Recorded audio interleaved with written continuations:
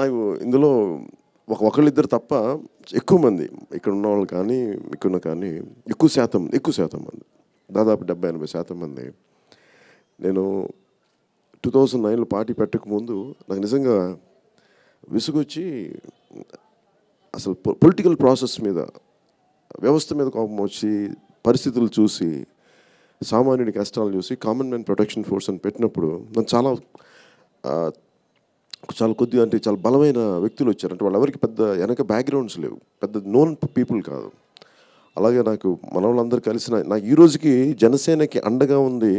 ఆ రోజు common man protection force అని పెట్టిన ఇక్కడున్న వాళ్ళు చాలామంది అప్పుడు కలిసిన వాళ్ళే నాకు.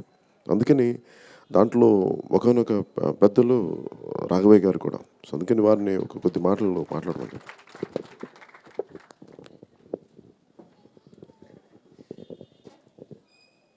నాకు ఏ రకమైన రాజకీయ బ్యాక్గ్రౌండ్ లేని వ్యక్తినండి. కేవలం పవన్ కళ్యాణ్ గారిని మన రాజు రవితేజ్ గారు కలిసిన టైంలోనే నేను కలిసి వారిలాగానే నేను ఇన్స్పైర్ అయిన వ్యక్తుల్లో ఒకరిని.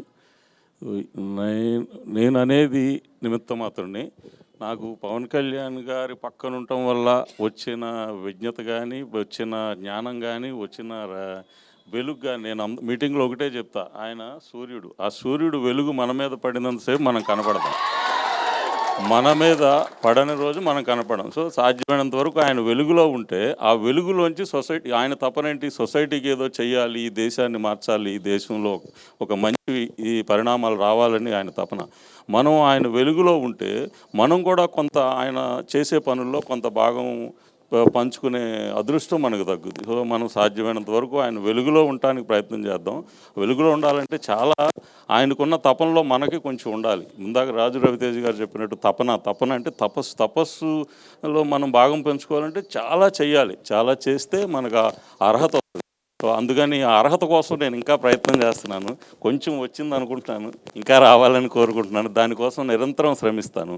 ఇంకొక చిన్న విషయం చెప్తాను. వారిని నేను రాష్ట్ర నాయకులుగాను, ఈ సౌత్ ఇండియా నాయకులుగాను చోట్ల నేను ఎక్కడికి వెళ్ళినా నలుగురితో మాట్లాడినప్పుడు ఇది ఫస్ట్ చెప్తున్నాను. వారిని 2004కి దేశం చూస్తుంది, ఇప్పుడు చూస్తుంది.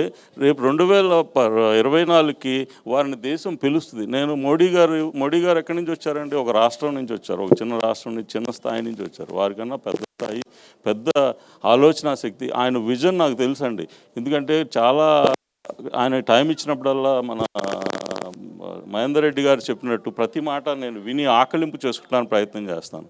ఆయన దేశంలో ఎక్కడో మారుమూల ఉన్న సమస్య మీద చాలాసార్లు మాతో మాట్లాడినప్పుడు దాని మీద విశ్లేషణ చేశారు. సో దాని నుంచి నేను కొన్ని సమస్యలు నా బ్రెయిన్లో పెట్టేసుకున్నాను. నాకు ఏమాత్రం అవకాశం వచ్చినా రిక్వెస్ట్ చేశాను, సార్ ఇలా ఈ సమస్య నేను పనిచేస్తాను మీ కింద అంటే, మీ ఇష్టం రావు గారు, వారు చెప్పకుండా నేను ఏ పని చేయను.